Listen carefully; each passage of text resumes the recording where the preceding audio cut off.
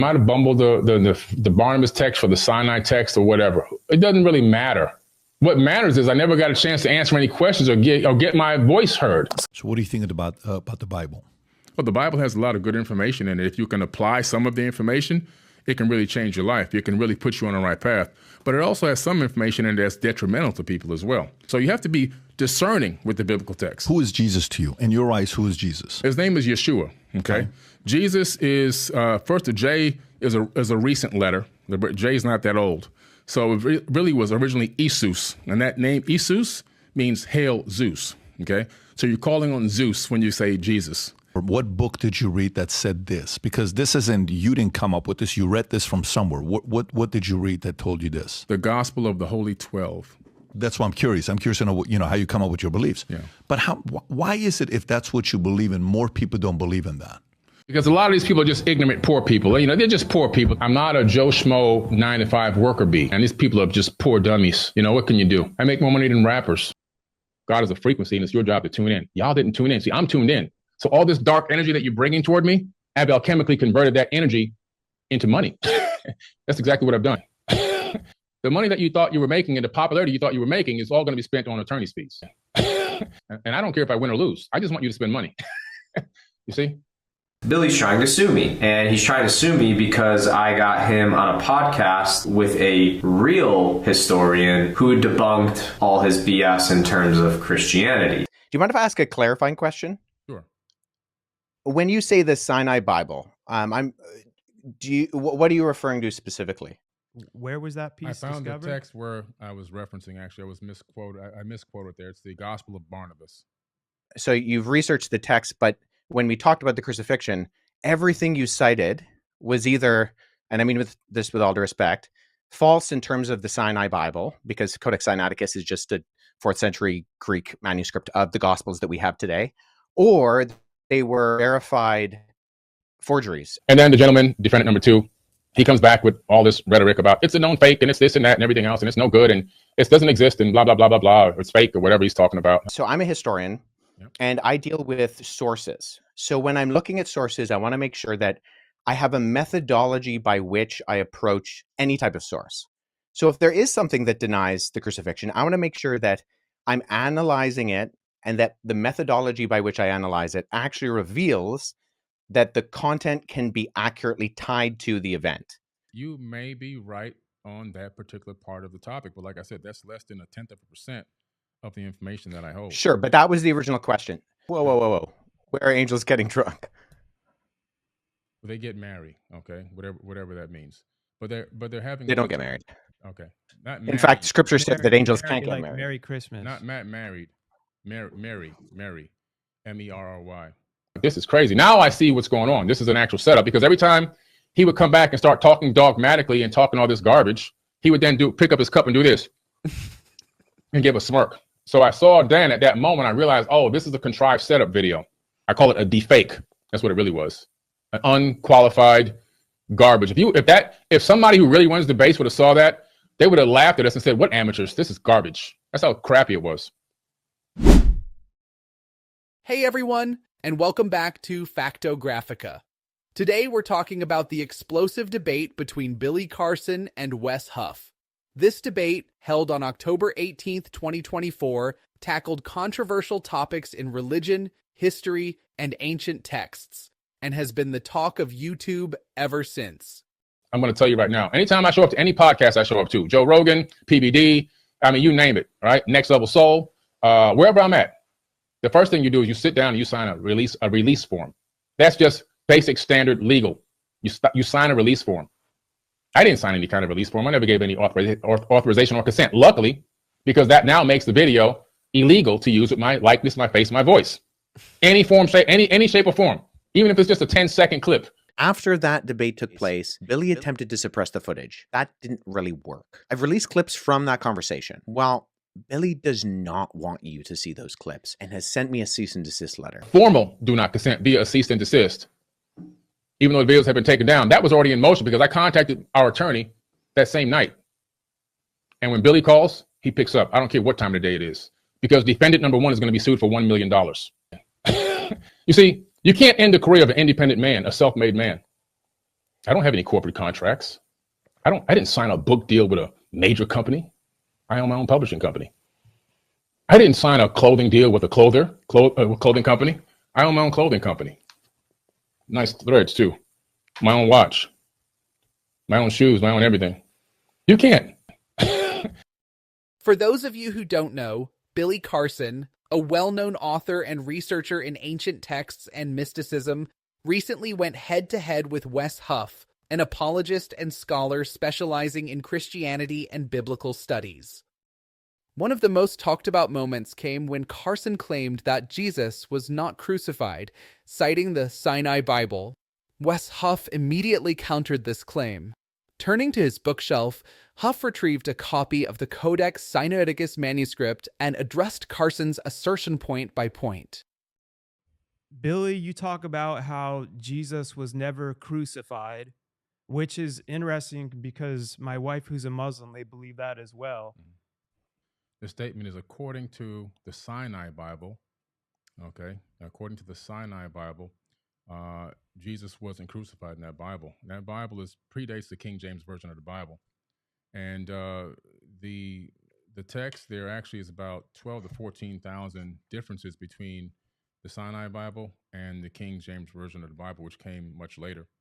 And then also one of the things that were interesting is that they discovered the book of Jesus' wife, which is at the Harvard Seminary, which, according to some scholars, that's a little controversial, but they claim that this is an accurate record that Jesus may have even been married, which then, adds more, if that's true, it adds more to the hypothesis that maybe he wasn't crucified.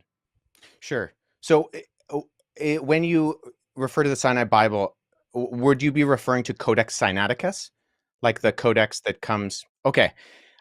That's why I was trying to get some clarification, because I actually have a facsimile. So I have a photocopy that was done by the British Library of Codex Sinaiticus that I work with in my office.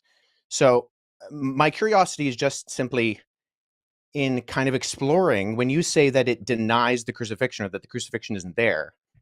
I mean, I can go on right now, Codex Sinaiticus, and I can look up the end of, say, Matthew 27, where it has Jesus being crucified. And that's in Codex Sinaiticus, or, the John 19, or any of the other ones. So I think my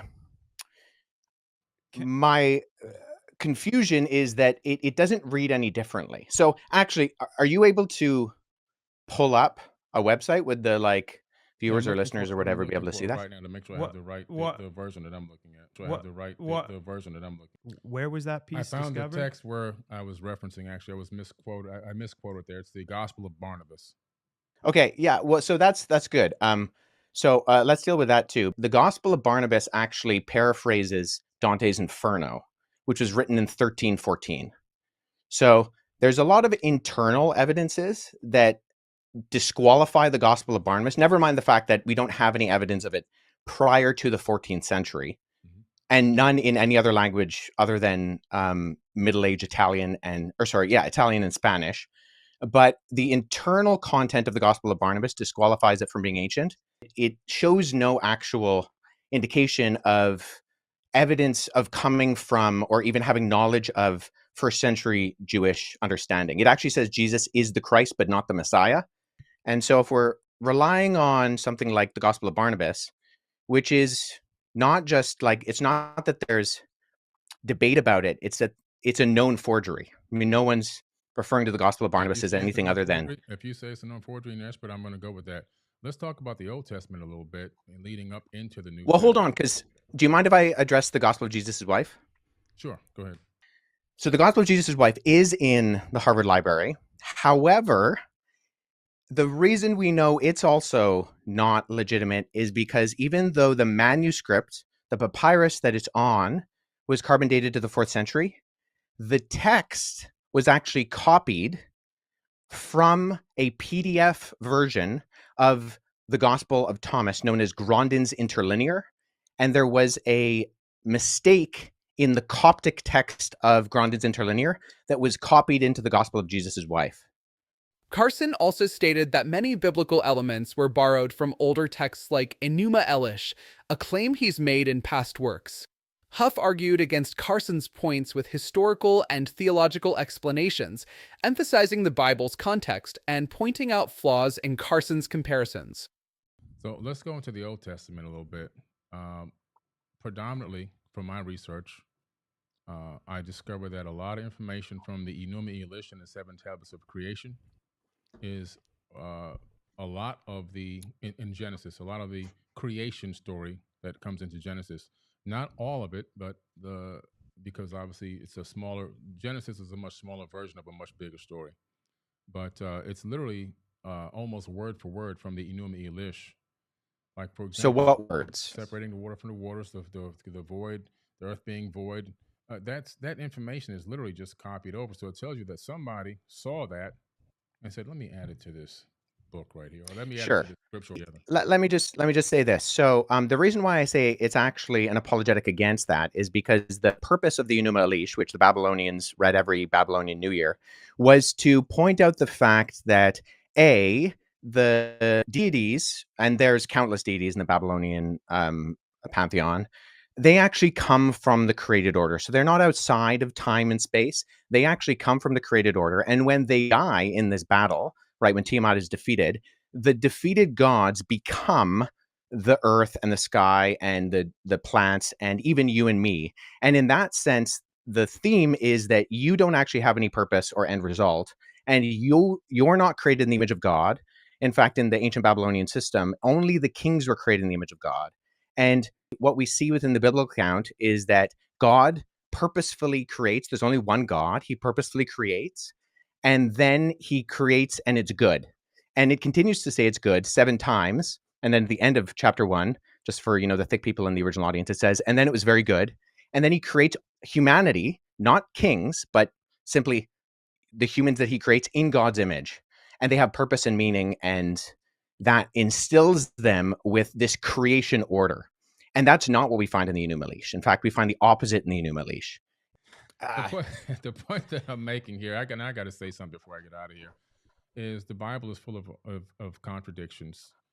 The biggest problem that we have is we're dealing with a civilization on this planet that is psychologically impaired. Human beings are psychologically impaired. This entire planet, we're living on an insane asylum. Earth is an absolute insane asylum. Mental illness has spread throughout the planet Earth like a complete virus. So my thing about the biblical text is it actually authored by the creator of the universe, or is it authored by the dark forces of, maybe, if this Satan is real, Satan himself?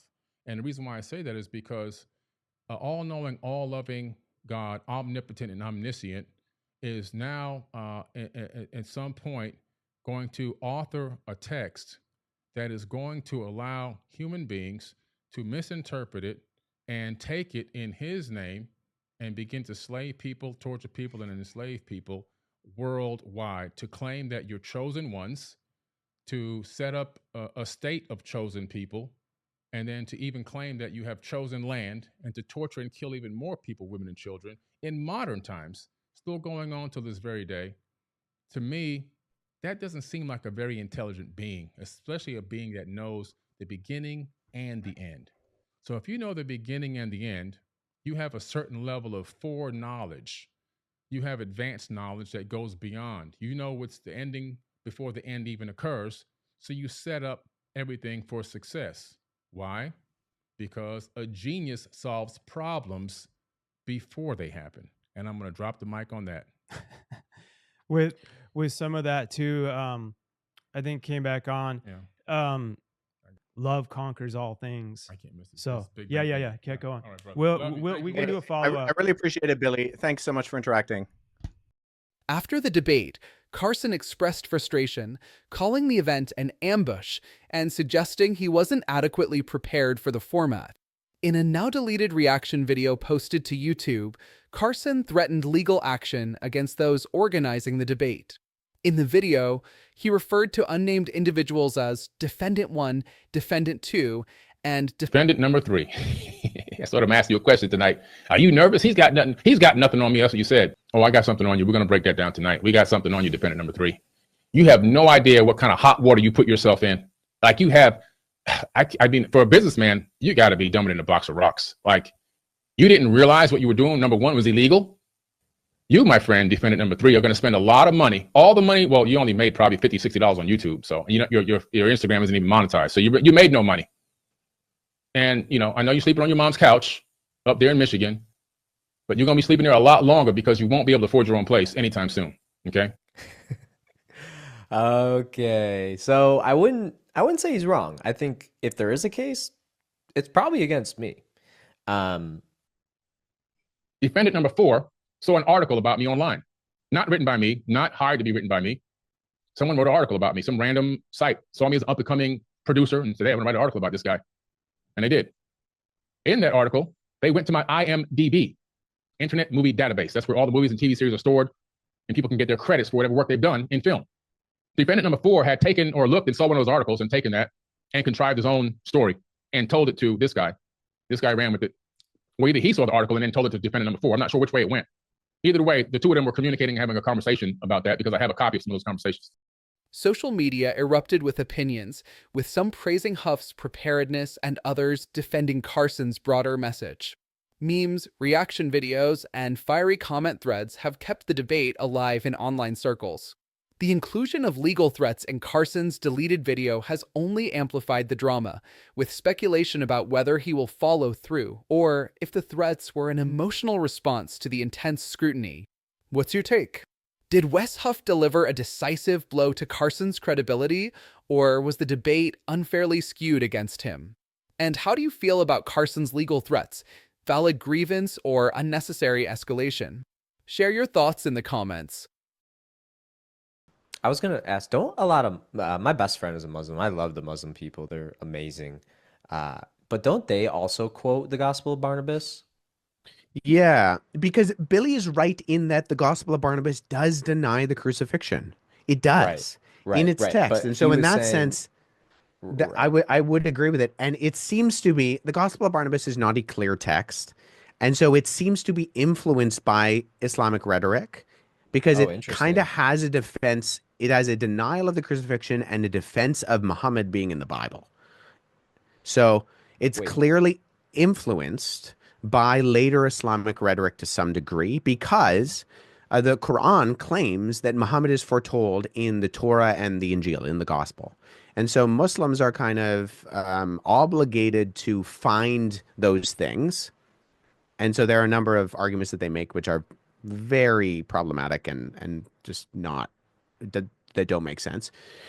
But the Gospel of Barnabas appears to have been influenced by the rhetoric of this Islamic polemic to some degree or another. So is it written by Muslims? It could have been, but once again, it's not clear within the text, so I wouldn't go as far as saying that's the case. But the reason why Muslims use it is A, because it does have a very straightforward denial of the crucifixion, and B, it actually plays well into some of the already preconceived ideas about who Muhammad is and about what the Islamic sources say about Muhammad being predicted in the Bible. Interesting.